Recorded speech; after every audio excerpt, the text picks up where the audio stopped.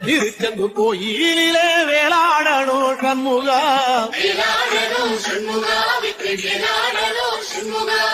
இல்லை ஆண்டான் பிள்ளை என வரம் கொடுக்கணும் சண்முகா கண்ணுபடும்படி சண்முகா இந்த காலம் முழுவதும் சண்முகா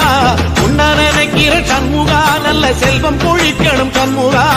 சொன்ன வரங்களை அள்ளி கொடுக்கிற கொடை வள்ளலே சண்முகா கோடி வணக்கம் சண்முகா பல கோடி வணக்கம் சண்முகா.